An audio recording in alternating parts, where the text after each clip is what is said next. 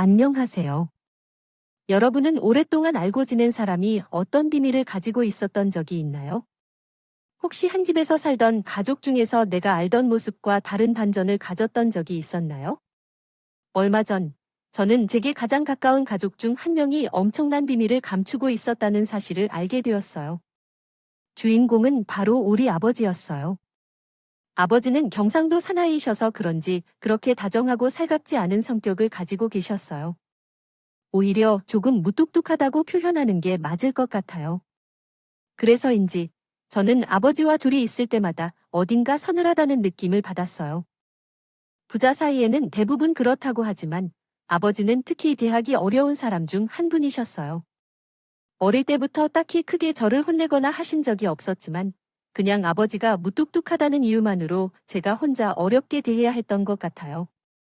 그래서 저는 아버지에 대해 많이 알지 못했어요. 아버지는 말이 많은 편도 아니셨고 자기 일을 이주할고 주할 이야기하는 타입은 더더욱 아니셨어요. 그냥 어머니로부터 듣기만 했는데 아버지께서 어린 시절부터 엄청 힘들게 살면서 많이 고생하셨다고만 알고 있었죠. 저는 아버지가 어떤 어린 시절을 살아오셨는지, 얼마나 힘들었는지에 대해 자세히 알지 못했어요. 부자로 있는 줄 알았지만 정작 아버지는 자숙성가하신 분이셨다는 거죠. 표현에는 그저 아무것도 갖지 못하고 바닥부터 시작하셨다는 걸 알 수 있었어요. 짐작만 할 수 있을 뿐이었지만 그런 아버지에 대해 더 알게 된 것은 얼마 전 짐 정리를 하다가 한 상자를 발견하면서였어요. 아버지는 평소에 메모하는 습관이 있었고 그래서 매년 몇 권의 다이어리를 샀다 사용하셨어요. 발견한 상자에는 오랫동안 싸우시던 아버지의 일기들이 있었어요.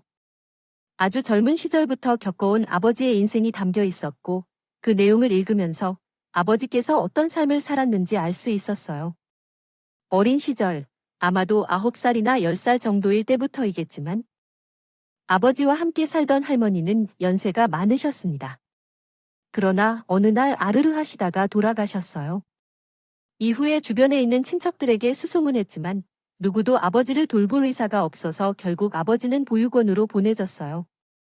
그 시절에는 먹고 사는 것이 어려웠기 때문에 누구도 새로운 식구를 더 부양할 수는 없었습니다. 지금의 보육원은 이전에 비해 후원도 많이 받고 주변 사람들이 관심을 보이는 만큼 시설과 시스템이 개선되고 있는 것 같아요. 그러나 아버지가 보낸 때는 그렇지 않았을 수도 있습니다. 당시 시설과 환경은 어린이들을 위한 것이 아니었을지도 모르죠.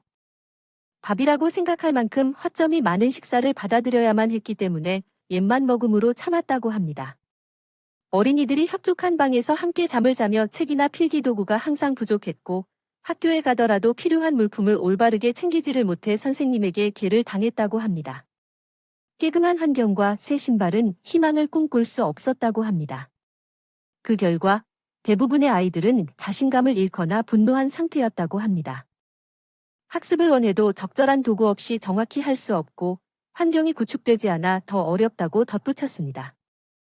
여름에는 시원한 집에서 책장이 가득하고 문구점에서는 색색의 펜을 다 가지고 있는 저는 축제조차 제대로 하지 않으려고 뺀질거렸던 것을 생각하면 참으로 부끄러웠었지만 그렇게 좋지 않은 환경에서도 아버지는 포기하지 않았어요. 장래 희망이나 꼭 하고 싶은 직업이 있는 것은 아니었지만 아버지는 어릴 때부터 한 가지 꿈이 있었다고 해요. 돈을 많이 버는 것이었죠. 누가 그런 꿈을 꾸지 않겠느냐고 할 수 있지만 아버지는 아주 어린 시절부터 자신은 자신의 미래에 반드시 돈을 많이 벌겠다고 몇 번이나 다짐했었다고 해요. 돈을 많이 벌어서 건물을 사겠다고도 했죠. 제 주변에도 많은 친구들이 건물주라는 꿈을 꾸곤 하지만요. 아버지의 어린 시절 소망은 건물주가 되는 것이었던 것 같아요. 그 꿈을 혼자 내리는 것이 아니라 실현하기 위해 열정적으로 노력했던 것으로 알려져요. 돈을 모아서 건물을 사기로 결심한 순간부터 아버지는 열심히 돈을 모으기 시작했다고 해요. 중학생 때부터 이웃들에게 신문을 배달하거나 세탁소에서 일하며 돈을 벌기 위해 뛰어다니다가 도와주기도 했다고 해요. 고등학교는 진학하지 않았지만 도배 작업을 하는 분과 함께 일하며 다양한 기술들을 배울 수 있었대요. 되자마자 군대에 가셨지만 거기에서 좋은 분을 만나게 되었어요. 군대에서 휴가를 갈 때마다 만날 가족도 친구도 딱히 없던 아버지는 휴가 때마다 쉴 틈도 없이 각종 현장에서 일용직으로 일하셨다고 합니다. 군대 선임 중인 사실을 알게 된 분이 관심을 갖고 아버지에게 물어봤다고 해요. 그런데 인연이 있었는지 마침 그 선배의 아버지께서는 건축기사로 사무소를 운영하고 계신다고 했어요. 현장에서 믿고 쓸 인재가 부족하다고 하셨는데 그동안 봐온 아버지의 모습을 보고 적임자로 생각하셨던 거죠. 전역한 뒤 연락하면 일자리를 준다고 합니다. 마련해 주시겠다고 하셨고 아버지는 전역한 후에 그분께 연락을 드렸어요. 그분 아버님은 꽤 유명한 건축가이셨는데 그 당시에 해외에서도 공부를 하셨다고 하더라고요. 지금도 한국인이 많지 않은 유럽에서 건축 관련 공부를 하셨다고 해요. 지금 제가 듣는 것으로는 대단하다는 생각이 들었어요. 게다가 선배분이 아버지에 대해 엄청나게 칭찬을 많이 해두셔서 시작부터 좋은 이미지를 가지고 시작할 수 있었죠. 덕분에 유명한 건축가님을 따라다니며 현장 업무를 배울 수 있었다고 해요. 그래서 큰 건물을 짓고 다녀보고 이런 집에는 대체 누가 살까 싶을 만큼 대궐 같은 집을 짓고 다녀봤다고 하더라고요. 각종 현장을 돌아다니면서 정말 많은 것을 배울 수 있었고 그것들을 열심히 그리고 워낙 잘해서 회사에서도 다들 칭찬해 주시면서 큰 문제가 있을 때마다 아버지께 더불어 일했다고 해요.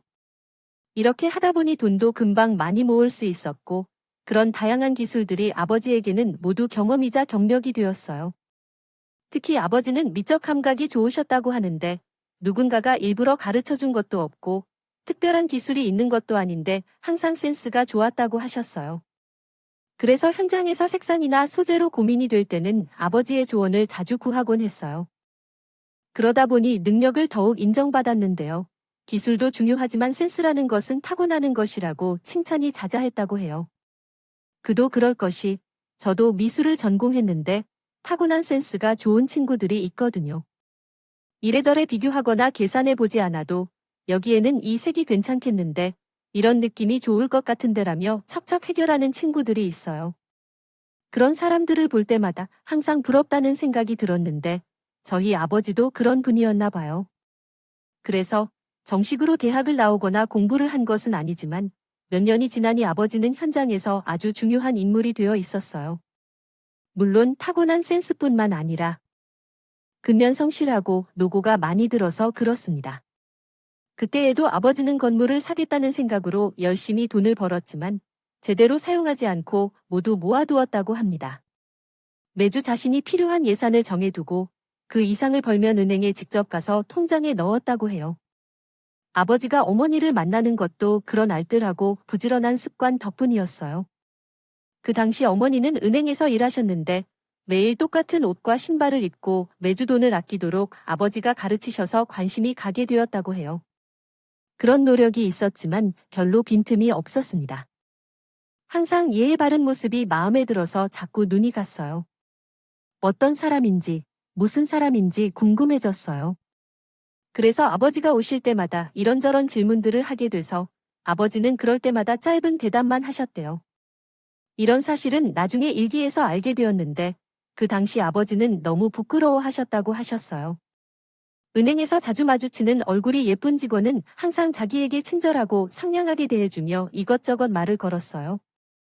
이렇게 예쁜 사람이 자기에게 말을 걸면서 너무 부끄러워했대요.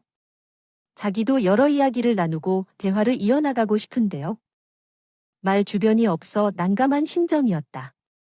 인연이란 그런 건가 싶은데 보통 이렇게 막말을 거는데 대화가 제대로 되지 않으면 이 사람이 나에게 관심이 없는 건가 싶다. 나를 별로 안 좋아하나라고 생각하기 쉽잖아요. 그러한 이유로 많은 연인들이 오해하며 엇갈리기도 했고 실제로는 아버지도 이러한 오해를 많이 받기도 했었다. 그런데 어머니는 그러지 않으셨어요.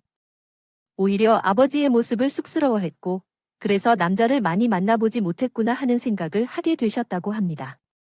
그리고 그러한 모습이 엄청 귀엽게 느껴졌다고 하더라고요. 하지만 어머니는 아쉬운 대로 여러 가지 사정 때문에 다른 지역의 은행으로 발령을 받게 되셨어요. 그래서 두 분의 인연은 거기서 끝나는 것 같았죠. 그 사이 아버지는 점점 자신의 능력을 인정받고 실력도 돈도 차곡차곡 모으고 있었어요. 항상 자신에게 친절했던 은행 직원이 갑자기 사라져서 엄청나게 당황하셨다고 하더라고요. 이렇게 갑자기 헤어지게 될 줄 알았으면 진작 말이라도 걸어볼 걸 싶기도 하셨다고요. 그러다가 어쩌면 결혼해서 그만둔 게 아닐까 생각이 들었고, 그래, 그렇게 예쁜 여자분이 남자친구도 없을 리가 없지 하면서 혼자 무척이나 아쉬워하시면서 속이 타셨다고 해요. 전역 후 그 사무소에서 근무하게 된 지 7에서 8년이 되던 어느 때 아버지는 현장에서 반장 역할을 톡톡히 하며 일하고 계셨습니다. 그리고 슬슬 자신만의 사무실을 갖는 것이 어떨까 생각하셨고요. 다만 걱정하시는 부분은 기술적으로는 뛰어나지만 학력으로는 그 기술을 증명할 수 없다는 것이었습니다. 많은 사람들이 유명 대학 출신이나 전문 기술 자격을 갖춘 인재들을 찾고 싶어 하는데, 하지만 아버지는 어떤 상황에서도 자신의 능력이 다른 사람에게 뒤지지 않는다고 자신하셨습니다. 뿐만 아니라 조금씩 능력을 보여주면 사람들이 그것을 알아줄 것이라고 생각하셨습니다. 그리고 마침내 인연이 정말로 존재한다는 것을 느끼게 되었습니다. 아버지는 우연히 다시 어머니를 만나게 되었어요. 회사에서 진행하는 큰 프로젝트 때문에 타 지역의 단기 렌트 하우스에서 지내고 있었는데 근처 은행에 잔돈을 저축하러 들렀을 때 바로 거기에서 어머니가 딱 앉아 계신 것을 보았어요. 자신도 모르게 너무 놀랐다고 입이 딱 벌어졌다고 해요. 그리고 그 상태에서 정신을 못 차리고 어머니를 쳐다봤는데 어머니도 나를 알아보았는지 싱긋 웃으셨다고 해요. 거의 1년 반 만에 다시 만나게 된 거였는데 여전히 어머니는 참 아름다우셨다고 해요. 그리고 이번에는 결코 놓치면 안 될 것 같다는 생각이 들었다고 합니다. 어머니께 결혼하셨는지 여쭈어보고 남자친구가 계신지도 물어보고 그러고는 바로 데이트를 제안했다고 해요. 이럴 때 무슨 말을 해야 할지 주변에서 도움을 받을 수도 없고 이 순간을 놓치면 안 된다는 급한 마음에 든 아버지는 어머니께 그럼 제가 저랑 밥 좀 먹으러 가면 어떠세요? 라고 거의 은행에서 소리를 지른 것처럼 큰 소리로 외쳤다고 해요. 어머니가 그 이야기를 들을 때마다 이렇게 무뚝뚝한 아버지가 그런 말을 했다는 게 신기하기도 하고 재미있기도 해요. 두 분이 만나게 된 이야기를 어머니께서 몇 차례에 걸쳐 들었었는데 보통 모두가 파악하는 대화를 할 때 별로라고 생각하기도 하는데 어머니는 이때도 그러한 생각을 하셨다고 해요. 해당 사람은 정말로 정신을 차렸다고 하고 그에게 흔쾌히 좋다는 대답을 받았다고 합니다. 이후 그들은 그 지역에서 만나서 서로 데이트를 했습니다. 그러던 중 알게 된 사실은 상대의 어머니가 실은 자신의 남편, 즉 대화 상대의 외할아버지, 이 매우 아프셔서 옆에서 돌봐줄 사람이 필요하다고 한 것이었습니다. 따라서 그가 고향으로 돌아가신 거였나 봅니다.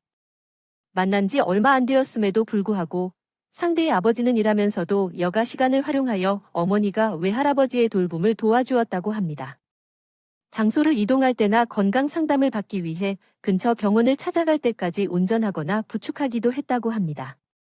이러한 행동에 대해 상대방의 어머니는 어떻게 하면 사람들이 이렇게도 친절하고 착할 수 있는지 놀라워하셨다고 합니다. 어머니가 아버지에게 깊이 빠지게 된 것은 세심함 때문이었다고 합니다. 아버지는 그냥 지나가듯이 하는 말조차도 듣지 않았다고 말씀하십니다.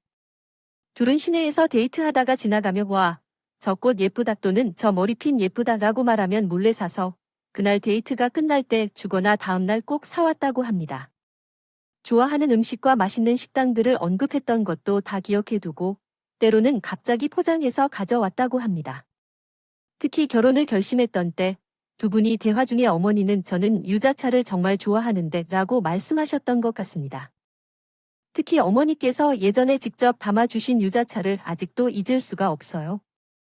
지금은 어머니가 돌아가셔서 다시 먹을 수 없게 되었지만 날씨가 추워지면 무조건 유자차를 마셔요. 그러면 유자차를 담아주던 어머니 모습이 생생하게 떠올라요. 그랬더니 몇 달 뒤 기온이 뚝 떨어진 어느 날 어머니가 유리병에 유자차를 가져오셨다고 해요. 어머니께서 해주신 것과는 비슷할지는 모르겠지만 그래도 가게에서 산 게 아니라 제가 직접 만든 거예요. 맛이 없을지도 모르지만 그래도 누군가 직접 담아준 유자차니까 사 먹는 것보다는 어머니의 손맛에 더 가깝지 않을까 해요. 돌아가신 어머니처럼 맛있게는 못할지 몰라도 모르겠지만 앞으로는 내가 대신 먹고 싶은 만큼 음식을 만들어 줄게요. 그렇게 유리병에 유자차를 꼭꼭 눌러도 아버지를 대신해서 일거리를 많이 도맡아야 한다고 이미 다짐했다고 하더라고요. 하지만 주변 사람들은 다 반대했습니다. 부모님도 없고 배움이 짧고 어머니랑 너무 달라 굳이 결혼을 해야 한다면 그 사람이 얼마나 맞는지 생각해봐야 한다고 말씀하셨어요. 어머니께서는 직업과 인격을 생각하면 훨씬 좋은 집안과 직업을 가진 사람과 만날 수도 있는데 왜 고생 끝에 보상을 받는 선택을 하겠냐고 하셨어요. 주변 사람들도 입을 모아 반대를 했다고 합니다. 지금은 몸이 튼튼해서 현장 일을 하고 있지만 나중에 아파지거나 다치면 어떻게 할 건지 생각해야겠지요. 당신이 남편을 먹여 살려야 할 수도 있는 거냐는 말을 많이 들으셨을 것이고요. 하지만 어머니는 그런 말들에 휩쓸리지 않으셨어요. 오히려 당당하게 이야기하셨죠. 짧은 배움이 어떤 흠인지 어쩌다 운이 좋아서 제가 부모님이 건강하게 살아계셔서 학교를 마칠 수 있었던 것이지 어디서 특출나거나 그런 게 아니었어요. 그리고 그 사람은 아무것도 가지지 않은 게 아니에요. 자신의 분야에서 인정받는 능력을 갖추고 어디서든 성공할 만큼 부지런하고 근면하고 성실한 사람이에요. 그리고 무엇보다 중요한 건 누구보다 저를 아끼고 생각해주는 사람이라는 점이에요. 혹시라도 아프거나 다쳐서 일을 못하게 된다 해도 제가 능력이 있으니 먹여 살릴 수 있어요. 그런 일에 아무런 문제도 없어요. 되지 않는다는 말씀이십니다. 서로 행복하지 않을까봐 결혼하기를 두려워하거나 가난할까봐 두려워하는 것은 올바른 이유가 아닙니다. 그러나 주변 사람들만을 기준으로 결혼을 결정해서는 안 됩니다. 아버지도 결혼에 대해 쉽게 대답하지 않았다고 합니다. 자기 자신에게는 아직 충분한 것이 없고 결혼하면 어려움을 겪게 될지도 모르겠다고 망설였다고 하고 있습니다. 그래서 사무실을 세우고 위치를 잡은 후 결혼을 결정하자고 말씀하면서도 어머니는 단호하게 말씀하셨습니다.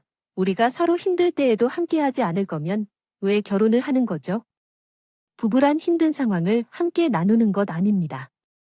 우리는 서로 힘들 때 함께해야 하는 것 아닙니까?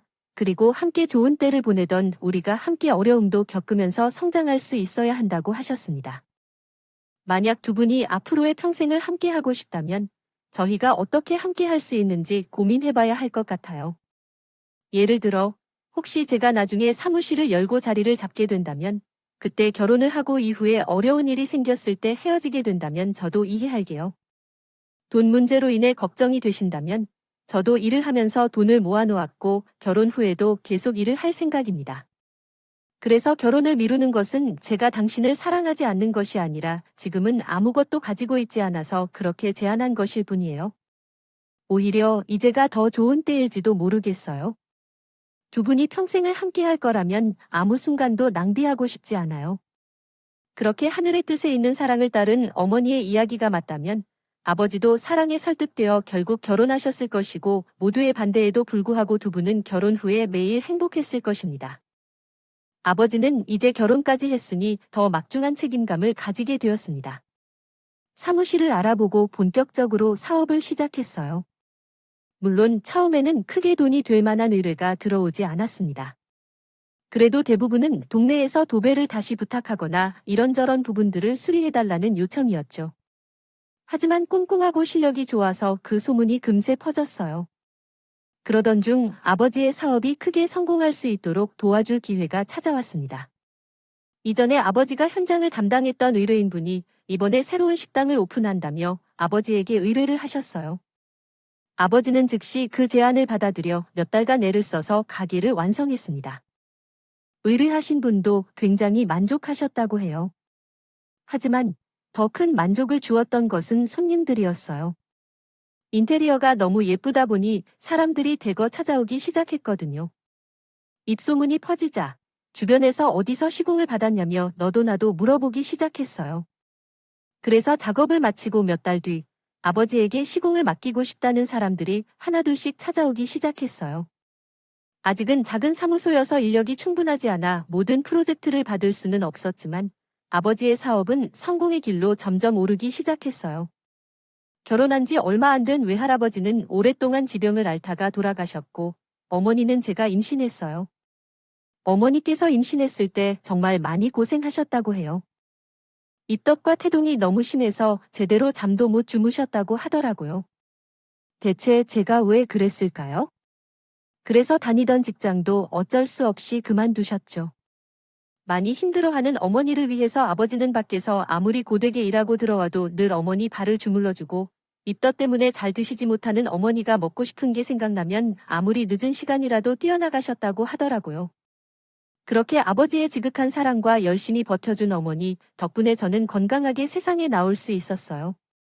제가 유치원에 들어갔을 때쯤에는 이미 아버지께서 돈을 많이 벌고 계셨을 때인데요.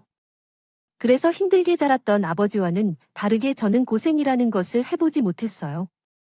아버지의 일기를 읽어보니 얼마나 힘들게 그 자리까지 오셨는지 알게 되어서 받았던 많은 혜택이 모두 아버지의 땀으로 얻은 것이었다는 생각이 들었습니다. 그런데 일기를 하나씩 읽을 때마다 나도 더 열심히 해야 했던 것에 대해 최선을 다한 것인가 하는 생각이 들기도 했습니다. 아버지는 꿈꾸던 작은 건물을 구입하셨는데 경매에서 싸게 산 건물이었습니다. 오래된 공장 지역에 위치한 건물이었는데 신기하게도 1에서 2년 뒤에 그 건물 주변이 갑자기 유명해지기 시작했고 그 일대가 사람들로 붐비기 시작했습니다. 그 결과 아버지가 구입한 건물에도 유명한 가게들이 입점하게 되었고 그 뒤에는 살 때보다 훨씬 좋은 값에 팔 수 있었어요. 아버지는 어릴 때부터 꿈꿔왔던 돈 많은 사람이 되었지만 그 돈을 별로 쓰지 않으셨어요. 옷이나 차 같은 것을 남들이 볼 때는 자린고비라고 이야기할 정도로 싸게 이용하셨거든요.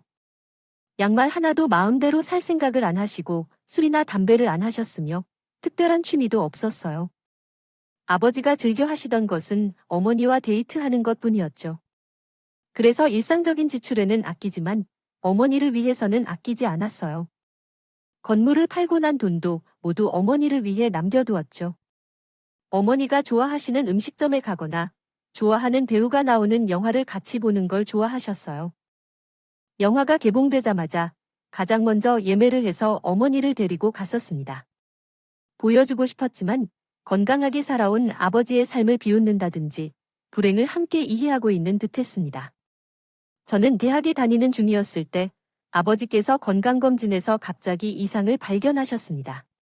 그동안 주정과 담배를 멀리하며 건강을 지킨 아버지인데 간암 판정을 받게 되었습니다.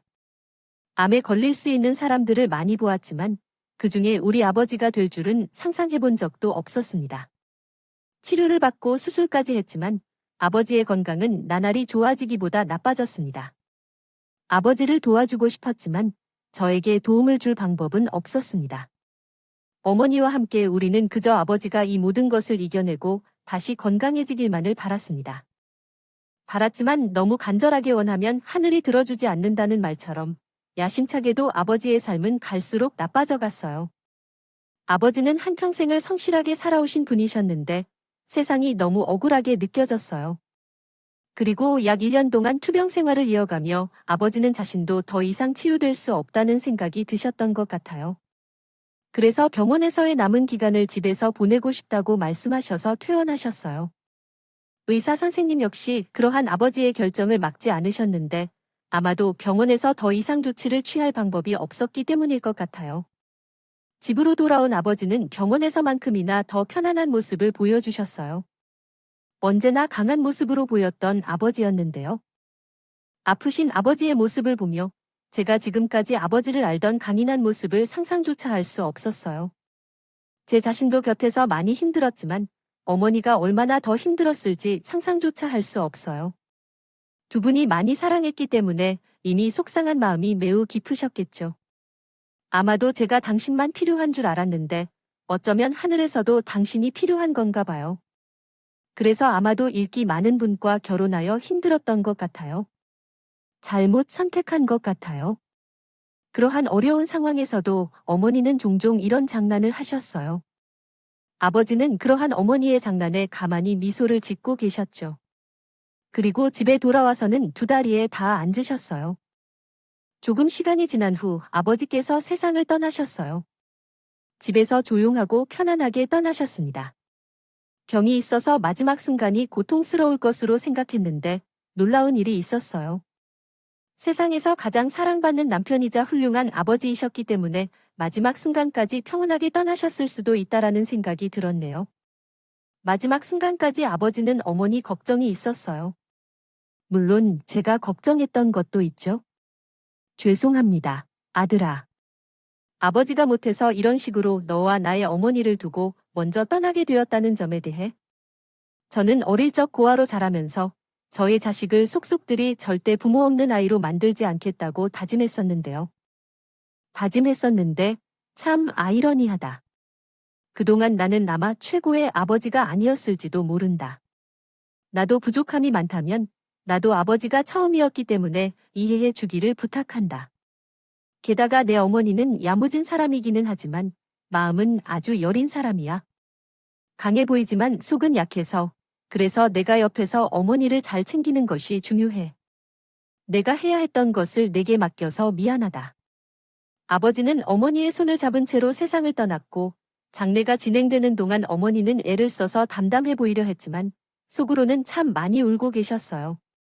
조용히 방에서 매일 밤 어머니의 목소리를 들을 수 있었다면 아버지가 돌아가신 후 집은 갑자기 텅 빈 것처럼 느껴졌어요.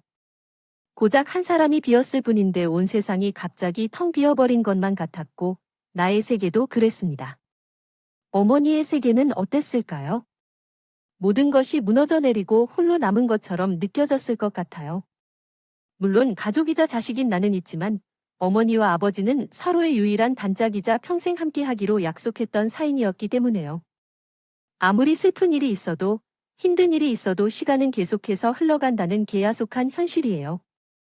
그런데 아버지가 돌아가신 후 몇 달이 지나고 나니 아버지의 휴대전화로 전화가 왔어요. 장례식이 끝난 후에도 정신이 없었고 아버지를 보내는 것에 아직 완전히 준비가 되지 않아 어머니께서는 아버지의 휴대전화를 해지하지 않은 채 가지고 계셨어요. 전화를 받았더니 아버지의 사무실 직원 중 작업반장이 전화를 걸었는데 맡겨둔 작업이 모두 완료되었다는 내용이었어요. 작업에 대해 처음 듣는 이야기여서 어리둥절했고 무슨 작업을 말씀하시나요라고 물어보았어요. 그러자 아버지가 부탁한 일이 있다고 하셔서 언제 시간이 괜찮은지 물어보셨어요. 다음 날 만나기로 하고 그분은 저희에게 한 주소를 보내주셨어요. 그리고 다음 날 어머니와 함께 왔습니다. 주소를 찾아가 보니 한 채 주택이 있었습니다. 마치 동화 속에 나오는 예쁜 시골 주택 같은 곳이었는데 유럽의 주택이 떠올랐습니다. 이게 무엇인지요? 사실 사장님께서 지난해쯤 저희에게 맡기신 프로젝트가 있었어요. 사모님이 옛날부터 살고 싶어 하시던 집이 있으셨다고 하며 사진을 보여주셨죠. 그래서 결혼 기념일에 선물로 주시고 싶다고 하셨어요. 저희에게 몇 년이 걸리더라도 튼튼하고 그 사진과 최대한 똑같이 만들어 달라고 부탁하셨습니다. 돌아가시기 전까지 저희에게 많은 믿음을 주셨어요. 자기가 없어도 작업을 잘 마무리해달라고 하셨죠. 사실 그것은 어머니에게 소망이라고 해야 할까요? 어머니께서는 꿈꾸던 집이 있었습니다. 중학생 때였던 어머니는 우연히 보게 된 잡지에서 그 집을 발견한 것이었죠. 그 집을 처음 봤을 때 한눈에 반해 잡지를 오래 보관하곤 했습니다. 결혼 후에는 아버지께서 액자로 담아주셔서 거실에 걸어두었고 그 집을 몇 번이나 보게 되었습니다. 어머니는 언젠가 그런 집에서 살고 싶어하며 항상 눈을 반짝이며 사진을 바라보곤 했습니다. 집은 동화 속에서 나올 법한 아름다운 모습을 가졌지만 한국에서 찾아보기 힘든 집이었습니다. 그러나 아버지는 어머니가 소망으로 품고 있던 그 집을 현실로 만들어주셨습니다. 사진 속 내용과 정말 똑같았어요. 집의 모양부터 색상, 그리고 집 앞에 심은 나무의 종류와 위치까지 완전히 동일했답니다. 게다가 집 앞에는 어머니의 이름까지 새겨져 있었어요.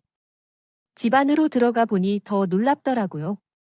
마당에는 어머니가 좋아하시는 꽃들이 가득 심겨 있었고 한쪽 구석에는 저희가 펜션에 놀러 갈 때마다 어머니가 너무 좋아하셨던 그네 모양의 벤치도 있었어요.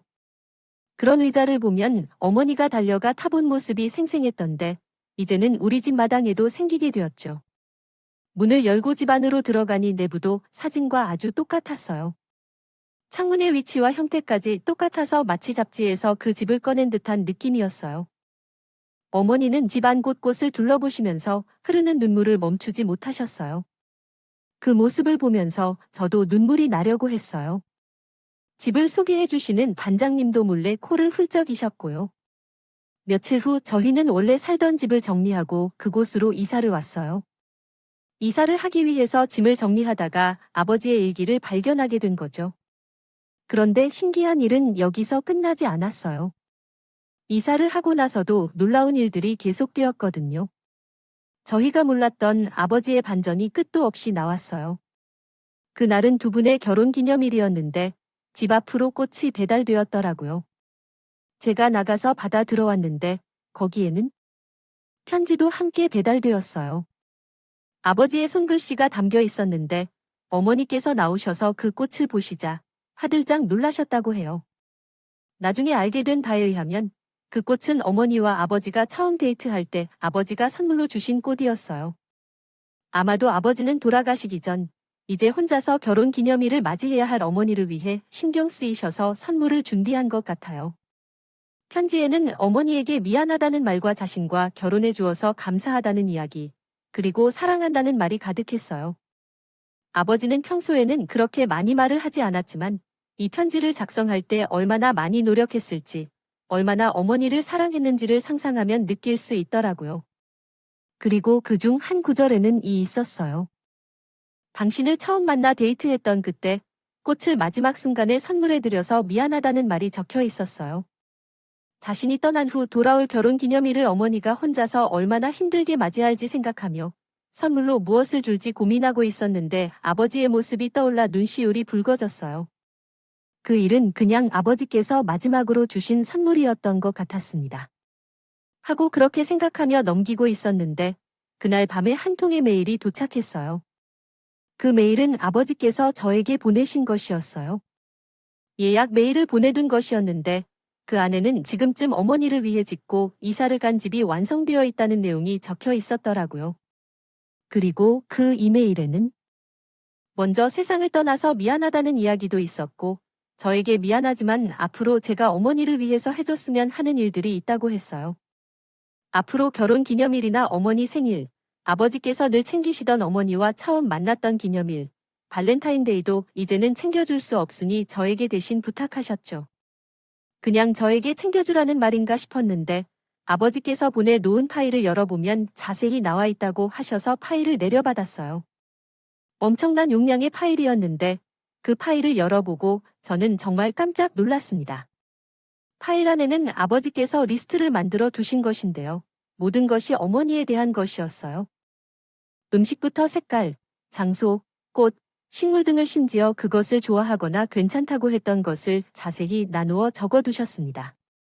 또한 일상적으로 싫어하는 것들까지 엄청나게 상세히 적어두셨는데 그냥 좋아하고 싫어하는 것들만을 적어둔 게 아니었어요. 어머니가 마음에 든다고 했던 식당, 카페, 영화관 등 장소들, 어머니가 가고 싶다고 하셨던 곳들까지 리스트가 계속되었습니다. 더 놀랍게도 그중 몇 군데는 직접 예약까지 해 두신 걸 알게 되었어요. 또한 여행지는 비행기표부터 호텔 예약까지 철저하게 준비해 두셨더라고요. 예약 정보 내용과 호텔 바우처를 파일로 첨부해 두셨어요. 또 생일이나 기념일에 예약해둔 식당 목록에서 주문하면 좋을 음식들까지 파일을 찬찬히 읽어보니 너무 놀랐어요. 거기에는 매년 도착할 어머니의 선물까지 적혀 있었고 맨 처음 목록에 있던 것이 오늘 우리가 받은 결혼기념일 꽃다발이었던 거거든요. 아버지가 어머니를 정말 많이 아끼고 사랑하신다는 것은 알았지만 이렇게까지 생각하고 계실 줄은 몰랐어요. 이 리스트를 보니 돌아가시는 그 순간까지 아버지는 어머니를 생각하셨고 이렇게 로맨티스트 아버지를 둔 아들로서는 이를 놓칠 수 없었죠. 아버지의 모습을 이어받아 이제부터 나도 로맨티스트가 되어야겠다는 결심을 했다. 메일은 아버지께서 주신 유언과 유산과도 같다는 생각도 들었어. 그동안 나는 알지 못했던 어머니에 대한 것까지 모두 가르쳐 주시는 것이었으니까. 다음 날 어머니를 모시고 아버지가 예약해준 식당으로 갔다. 어머니, 여기 내가 오고 싶다고 했던 곳이었는데 어떻게 알았어? 어머니가 물으니 나는 그냥 느낌이 그랬다고 웃어버렸다. 그리고 아버지께서 알려주신 대로 주문도 모두 마쳤어. 그런데 식사가 끝날 즈음 직원이 작은 쇼핑백을 가지고 오셨다. 아빠가 미리 넣어둔 지 저희에게는 의미심장한 선물이 있었어요. 어머니께 잘 어울릴 만한 반짝이는 목걸이였죠. 선물을 받은 후 어머니는 눈물을 보이시며 웃으시기도 했어요. 전날 아버지에게 받은 이메일을 어머니께 이야기해드리면서 아버지가 부탁한 일에 대해서 이야기했죠. 나중에 알게 된 것인데 아버지는 떠나신 후에도 어머니가 외롭고 쓸쓸해하지 않도록 준비해 두신 거였어요. 아버지가 컴퓨터 작업을 하시는 모습을 보면서 아프시면서도 열심히 일하시는 모습을 보면서 정말 존경스럽다고 생각했어요. 저희 가족은 아버지를 오해하고 있었던 거였는데 어느새 아버지께서는 세상을 떠나셨어요. 1년이 거의 지나갈 무렵에 어머니는 이제 아버지의 선물을 받을 때마다 눈물을 흘리는 것보다 더 많이 웃게 되었습니다. 아버지가 준비해 주신 선물들이 어머니를 울게 하려는 게 아니라 웃게 하고자 준비한 것이었기 때문에 그 의미를 매우 잘 알고 계셨으니까요. 최대한 눈물을 보이지 않고 많이 웃으려는 노력 속에서도 여전히 아버지를 그리워하실 것이지만 이렇게 많이 노력해 주신 아버지를 위해서라도 웃으려 하는 모습을 보이시는군요. 만약 아버지가 직접 선물을 전해주셨다면 분명히 그 모습을 활짝 웃으시며 보였을 것입니다. 이번 결혼 기념일에는 아버지가 미리 예약해 둔 장소로 여행을 떠날 계획인데 아마 지금쯤이면 몸도 마음도 조금 나아졌을 것으로 생각됩니다. 생각하였으십니까? 돌아가신 뒤에 결혼 기념일에는 여행을 예약하셨다고 했던데요. 역시 어머니께서 예전부터 가보고 싶다고 말씀하셨던 하와이인데요.